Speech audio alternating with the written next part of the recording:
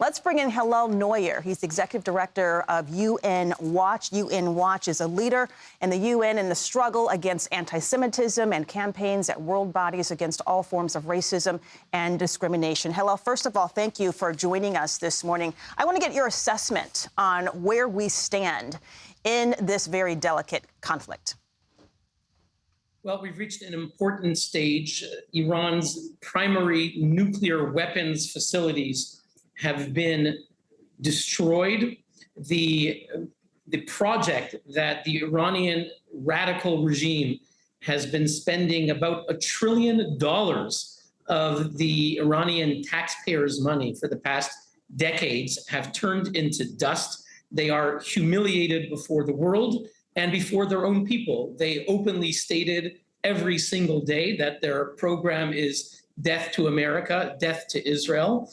They used their people's money to build these vast underground nuclear facilities, something out of a James Bond villain kind of scene, and they've been destroyed. So they're humiliated before their people. Today, the Israel Defense Forces also blew up headquarters for the Islamic Revolutionary Guard Corps, the Basiji. These are the key repressive police and security headquarters. They also blew the doors off Iran's most notorious prison, which is used to detain, torture, interrogate women's rights activists and human rights defenders, many of whom we've hosted here at the United Nations. So we're at a turning point. This regime is at its weakest point ever. You know, this regime has been a terror threat specifically to the United States since 1979. We are getting some of those initial assessments coming this morning. There is some talk that Iran may have had the opportunity to move some of that uranium out of those sites before the U.S. was able to move in and carry out Operation Midnight Hammer like we did. What is your assessment of their capability to be able to do that? Do you think they were able to move some of that before we got in there to hit? Well, we don't know for certain at this point, but the intelligence services will be able to track it. And because the nuclear facilities were destroyed, their ability to weaponize that and bring it to the level that it can be used for a nuclear bomb has been severely curtailed for several years. So that's the good news. But obviously, this is something the intelligence services will have to keep a close eye on. Yeah, we'll be waiting for those assessments to come out. I want to talk a little bit about what most people in America are waking up thinking this morning. You know, so what does this mean for me? What does this mean for my family? That's what most Americans are feeling. I want to go back to when Dr. Phil took us to a lot of these college campuses right after October 7th, and we heard the chants. The anti-Semitism, we saw that playing out. At that point, Iran came out and very publicly said that they have cells in the United States, and if they ever want to hit us, they can do it from within. How real and how serious is that threat right now? Because we saw over the weekend, Tom Homan came out and he said there are about over 2 million known gotaways in the United States that are linked to terrorist organizations, and we have no idea where they are. So how serious do we need to be taking this right now? We also have the warning coming out this morning instructing all Americans to be on alert. Well, I think the U.S. intelligence services, FBI and so forth, are taking this seriously. We know that the radical Iranian regime has attempted to assassinate U.S. officials, John Bolton and others. Also reportedly, President Trump was targeted by the Iranian regime. We know they put out openly videos showing them targeting President Trump. We know that the Islamic regime of Iran sent assassins to New York City to try to kill the most famous women's rights activist, namely Masih Alinejad, who lives in Brooklyn.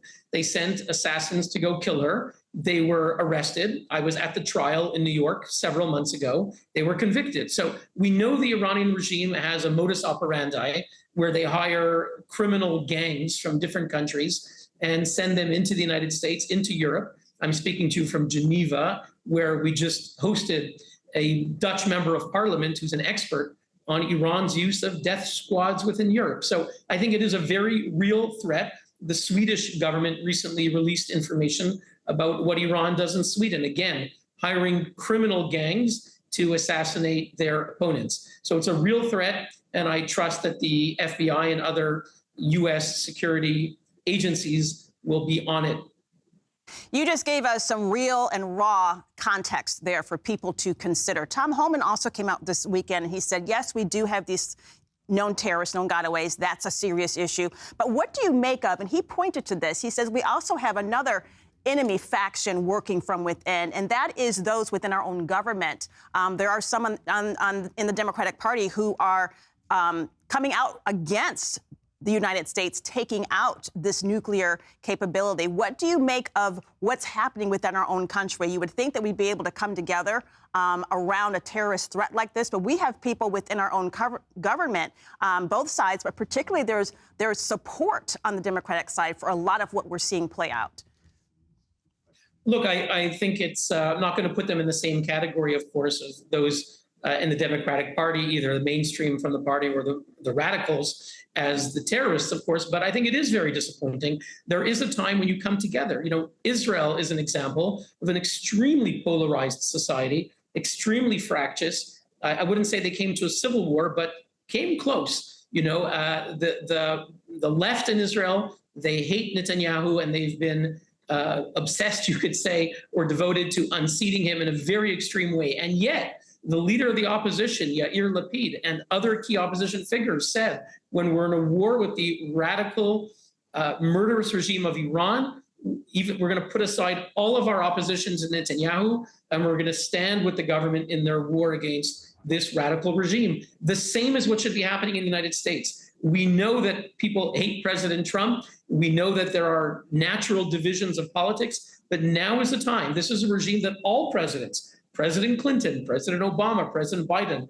have all recognized that Iran is a radical regime, that they have been trying to build a nuclear weapon. They've said they're against a nuclear weapon. Now was the time, okay? This was a once-in-a-lifetime opportunity. Israel destroyed Iran's air defenses. This was the safest time for U.S. pilots to fly in with the B-2 bombers and take out these Death Stars. These are Death Stars, whether it was Fordow or Natanz, that would have threatened the world. So this is a time where the Democratic Party, and I appeal to my colleagues, Hakeem Jeffries, he's someone I worked with at a law firm in New York. I appeal to Hakeem, who's the leader of the Democrats in the Congress, and to others. Now is the time to come together, put aside political differences, support your government in a just war against a radical regime that threatens all of our civilization. Yeah, well, we all are going to be praying. We know that the American people watching this are praying that, yes, we can all come together and the safety of the American and the American families